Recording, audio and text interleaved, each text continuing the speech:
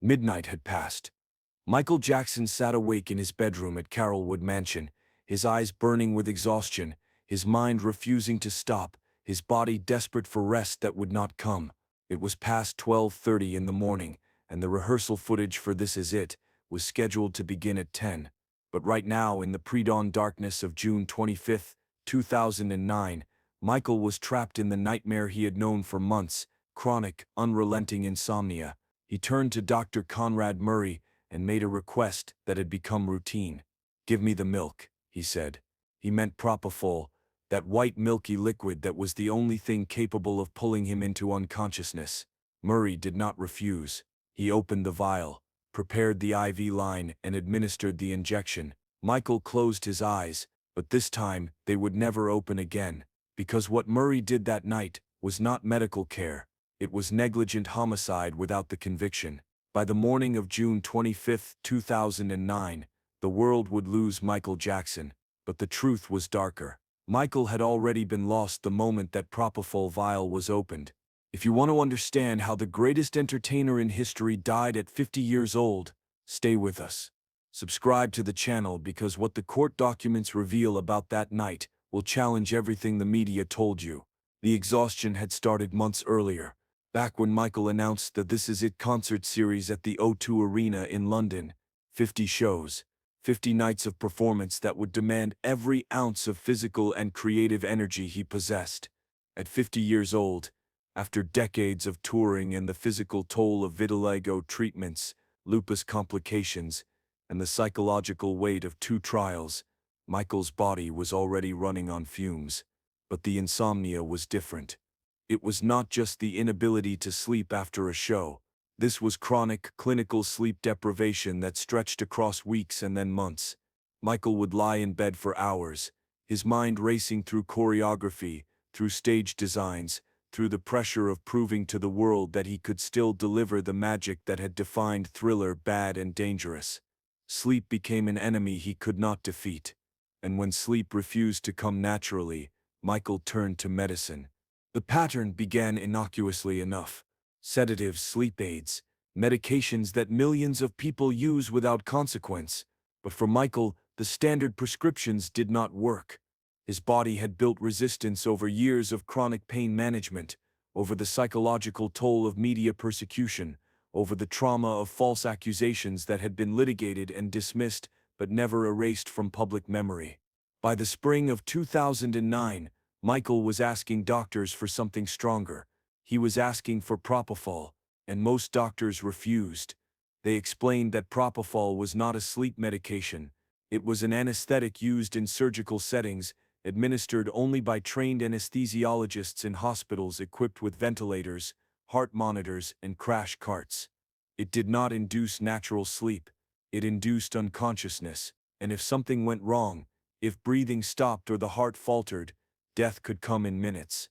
Michael understood the risks, but understanding risk and fearing it are not the same thing.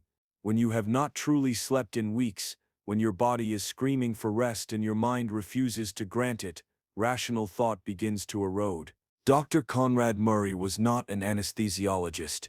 He was a cardiologist, trained to treat heart conditions, not to administer surgical anesthetics. But when Michael Jackson's team approached him in the spring of 2009 with an offer of $150,000 per month to serve as Michael's personal physician during the This Is It tour, Murray did not hesitate. The money was transformative. Murray was drowning in debt, facing foreclosure on his home, juggling malpractice suits and child support payments across multiple states. $150,000 per month was not just income, it was salvation. And when Michael asked him for propofol, Murray said yes, not because he believed it was medically appropriate, not because he had the training or equipment to administer it safely, but because saying no would mean losing the contract, losing the money, losing the lifeline that could pull him out of financial ruin. So Murray agreed to do what other doctors had refused. He would give Michael Jackson propofol in a private home, without the equipment or expertise necessary to prevent disaster. The evening of June 24th began like so many others in the final weeks of Michael's life. Rehearsals at the Staples Center had gone late, stretching past midnight.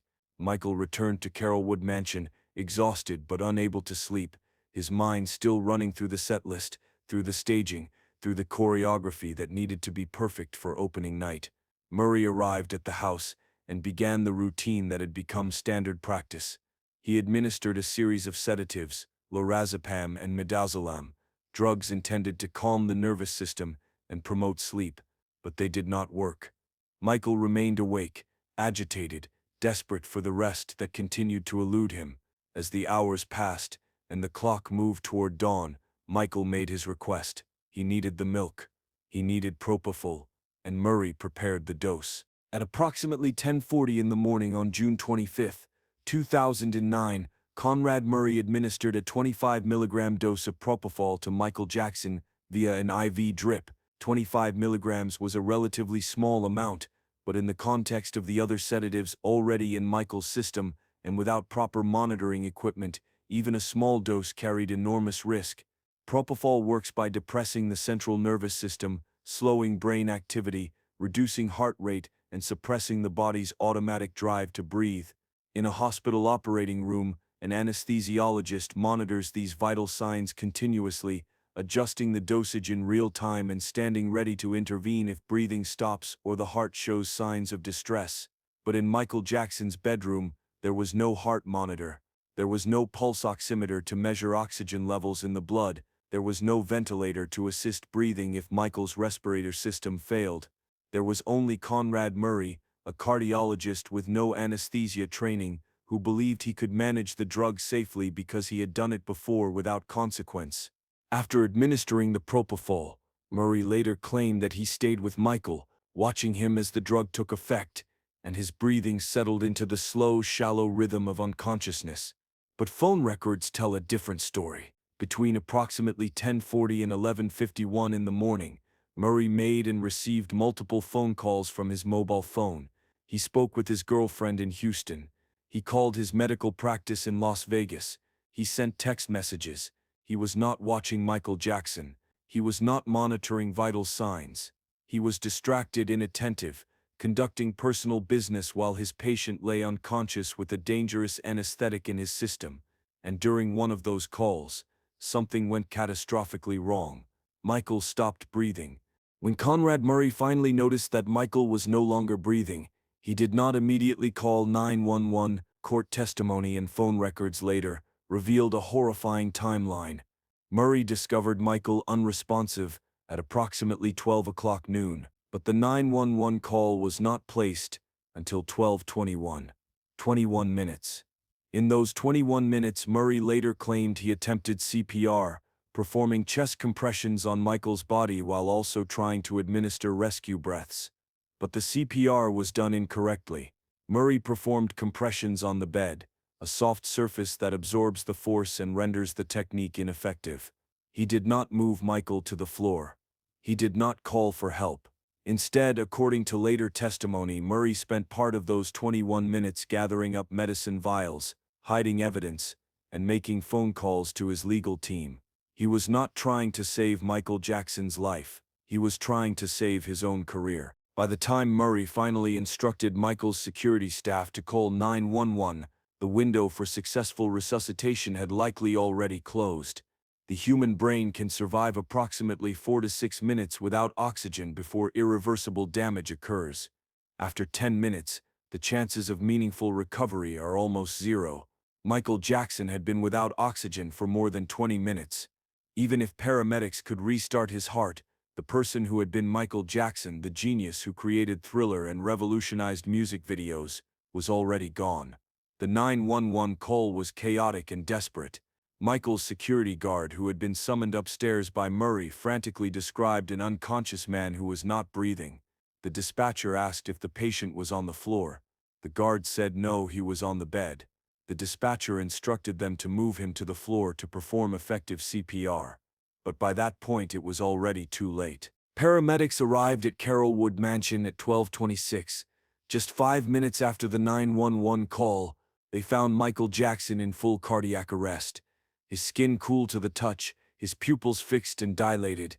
There was no pulse, there was no breathing.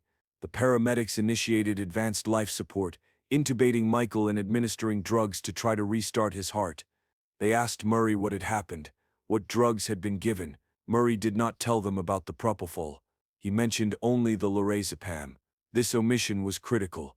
Paramedics need to know what drugs are in a patient's system to provide appropriate treatment. By withholding information about the propofol, Murray made it even harder for the emergency team to save Michael's life. But perhaps Murray already knew it was hopeless. Perhaps he was already focused not on saving Michael but on protecting himself from the consequences of what he had done. The ambulance transported Michael Jackson to UCLA Medical Center, arriving at 1:14 in the afternoon. For more than an hour, the emergency room team worked to revive him. They administered every available cardiac drug. They performed defibrillation. They manually pumped his heart. But there was no response. Michael's brain had been without oxygen for too long. The damage was irreversible. At 2:26 in the afternoon on June 25, 2009, Michael Joseph Jackson was pronounced dead. He was 50 years old. The official cause of death, determined later by the Los Angeles County coroner, was acute propofol intoxication. Acute intoxication is medical terminology for poisoning, and poisoning, in common language, means Michael Jackson was killed by the drug that Conrad Murray had administered in his bedroom. But the coroner's report went further. It listed the manner of death as homicide, not murder, which requires intent, but homicide, which means death caused by another person. The news of Michael's death spread within minutes. Fans gathered outside UCLA Medical Center, then outside the Staples Center, then outside Neverland Ranch, holding vigils and weeping for the man whose music had defined their childhoods. The media erupted into a frenzy of speculation. Was it suicide? Was it a drug overdose? Was it the result of years of prescription medication abuse? In the initial hours after Michael's death, the narrative was chaotic and often cruel.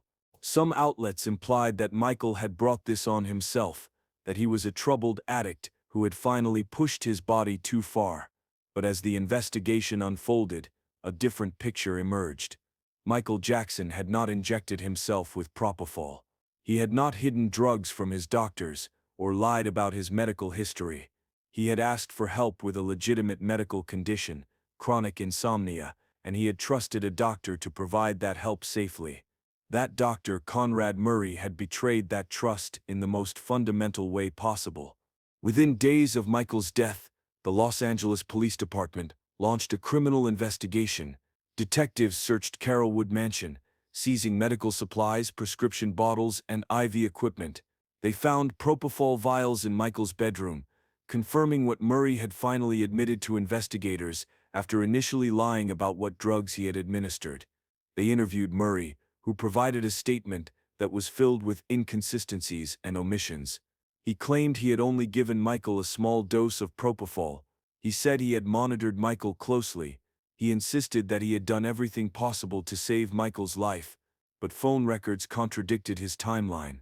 Security footage and witness testimony revealed that Murray had not called 911 immediately, and the toxicology report showed that Michael's blood contained not just propofol, but also lorazepam and midazolam, a combination of sedatives that increased the risk of respiratory failure. As the investigation continued, more disturbing details emerged. Murray had been ordering large quantities of propofol in the months leading up to Michael's death, having the drug shipped to his girlfriend's apartment to avoid suspicion. He had been administering propofol to Michael almost nightly for weeks, turning a surgical anesthetic into a sleep aid despite knowing the risks. And he had done all of this without keeping proper medical records, without informing other members of Michael's medical team, and without having the equipment necessary to respond to an emergency. Murray's behavior was not just negligent, it was reckless, driven by financial desperation and a willingness to prioritize money over patient safety. In February 2010, 8 months after Michael's death, Conrad Murray was charged with involuntary manslaughter. The charge carried a maximum sentence of 4 years in prison. The trial of Conrad Murray began on September 27, 2011, more than 2 years after Michael Jackson's death. The prosecution's case was methodical and damning. They called expert witnesses who testified that administering propofol in a home setting was a catastrophic violation of medical standards. They presented phone records showing that Murray had been distracted during the critical moments when Michael stopped breathing. They played the 911 call, allowing the jury to hear the panic and confusion as security staff tried to save Michael's life, while Murray failed to provide critical information about the drugs in Michael's system. And they called paramedics and emergency room doctors who testified that Murray had lied to them about the propofol, making it harder to provide appropriate treatment. The defense attempted to argue that Michael Jackson had injected himself with propofol while Murray was out of the room. They claimed that Michael was responsible for his own death because he had a secret addiction to the drug. But the evidence did not support this theory. The propofol had been administered through an IV line that Murray had set up. Michael had been unconscious when he stopped breathing, making it impossible for him to inject additional drugs. And even if Michael had somehow administered more propofol to himself, that did not absolve Murray of responsibility. A doctor who leaves a patient alone with access to dangerous drugs is still negligent. A doctor who fails to monitor a patient under anesthesia is still liable. The defense's theory was desperate, an attempt to shift blame onto a man who could no longer defend himself, and the jury did not believe it. On November 7, 2011, after less than 2 days of deliberation, the jury returned a verdict. Guilty. Conrad Murray was convicted of involuntary manslaughter in the death of Michael Jackson. The courtroom erupted in emotion. Michael's family wept. Fans outside the courthouse cheered. Murray showed no visible reaction, staring straight ahead as the verdict was read. 6 weeks later, on November 29, Murray was sentenced to the maximum term of 4 years in prison, but due to California's prison overcrowding and credit for time served, Murray would ultimately serve only 2 years before being released on parole. One of the most powerful moments of Conrad Murray's trial came when prosecutors played a recording that Murray himself had made on his phone, and the recording captured just weeks before Michael's death. Michael's voice is slurred and barely coherent. He is under the influence of sedatives, struggling to form complete sentences, but still trying to talk about his vision for the This Is It concerts. He speaks about his love for children, about his desire to create something beautiful, about his awareness that this might be his final opportunity to perform at this level. The recording is heartbreaking. It reveals a man who is physically and mentally exhausted, who is vulnerable, who is dependent on medication to function, and it reveals that Conrad Murray was aware of Michael's condition, that he knew Michael was struggling, and that he continued to administer dangerous drugs anyway. The jury heard from multiple medical experts during the trial, all of whom testified that Murray's actions violated the standard of care. One expert, Dr. Stephen Schaefer, an anesthesiologist, walked the jury through the risks of propofol and explained why it should never be used in a home setting. He testified that Murray's failure to have basic monitoring equipment, his failure to call 911 immediately, and his failure to disclose the propofol to paramedics were all acts of gross negligence. Schaefer also addressed the defense's theory that Michael had somehow injected himself with propofol. He explained that the timeline did not support this theory, that the levels of propofol in Michael's blood were consistent with a slow IV drip, not a sudden self-injection. After Michael's death, propofol became known in popular culture as the drug that killed the king of pop. But propofol itself is not inherently dangerous when used appropriately. It is one of the most commonly used anesthetics in the world, administered safely millions of times each year in hospitals and surgical centers. The danger comes not from the drug, but from its misuse. Propofol requires constant monitoring because it suppresses the body's drive to breathe. If a patient stops breathing and no one intervenes, death follows quickly. This is why propofol is only used in controlled medical settings with trained professionals and emergency equipment. What Conrad Murray did was equivalent to performing surgery in someone's living room. The act itself was not wrong because surgery is dangerous. It was wrong because surgery requires specific safeguards that were not present. Michael Jackson's death left behind 3 children, Prince Michael, Paris, and Blanket, who were 12, 11, and 7 years old at the time their father died. In the years since, they have grown up in the shadow of both Michael's legacy and the circumstances of his death. Paris has spoken publicly about her grief, about the difficulty of losing her father at such a young age, about the burden of being Michael Jackson's daughter in a world that never stopped dissecting his life and death. Prince has pursued a career in entertainment, working behind the scenes to honor his father's creative legacy, and Blanket, now known as Biggie, has largely stayed out of the public eye, seeking privacy in a world that remains fascinated by his father. The tragedy of Michael Jackson's death is not just the loss of a great artist, it is the loss of a father, a son, a brother, a friend. It is the loss of a man who, despite all his fame and accomplishments, struggled with pain and insomnia and loneliness. It is the loss of someone who trusted the wrong person at the wrong time and who paid for that trust with his life. Michael Jackson's death was not an accident. It was not an inevitable result of fame or addiction or self-destruction. It was the result of one man's negligence, one doctor's willingness to violate every standard of medical care in exchange for money. Conrad Murray killed Michael Jackson, not with intent, not with malice, but with greed and incompetence. In the immediate aftermath of Michael's death, the world struggled to process the loss. Tributes poured in from fellow artists, world leaders, and millions of fans who had grown up listening to his music. The memorial service, held at the Staples Center on July 7, 2009, was broadcast live around the world, watched by an estimated 1 billion people. Speakers included Berry Gordy, who had signed Michael to Motown as a child, Brooke Shields, who spoke about her friendship with Michael and his kindness, and Usher, who performed as tears streamed down his face. Michael's daughter Paris, just 11 years old, took the microphone and delivered a brief statement that broke hearts around the world. She said her father was the best father anyone could imagine, and that she loved him so much. In the wake of Michael Jackson's death and Conrad Murray's conviction, medical boards and professional organizations began re-examining the standards for celebrity medicine. The case highlighted a troubling pattern of wealthy and famous individuals receiving substandard care because doctors were unwilling to say no to lucrative clients. Michael's death was not an isolated incident. Other celebrities had died under similar circumstances, overdosing on prescription medications provided by doctors who prioritized financial gain over patient welfare. The medical community responded with stricter guidelines, increased oversight, and a renewed emphasis on the ethical obligations that doctors owe to all patients regardless of their fame or wealth. Conrad Murray's medical license was revoked in the aftermath of his conviction, and he has not been able to practice medicine since his release from prison. He has given occasional interviews, attempting to defend his actions and shift blame onto Michael Jackson. In these interviews, Murray has claimed that he was unfairly scapegoated, that Michael was a drug addict who manipulated him, that he did everything he could to save Michael's life. But these claims are contradicted by the evidence presented at trial, by the testimony of medical experts, and by the simple fact that Murray administered a dangerous drug in an unsafe environment and failed to take appropriate action when things went wrong.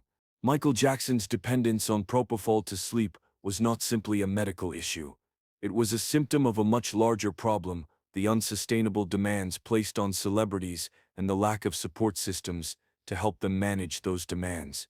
Michael had been performing since he was 5 years old.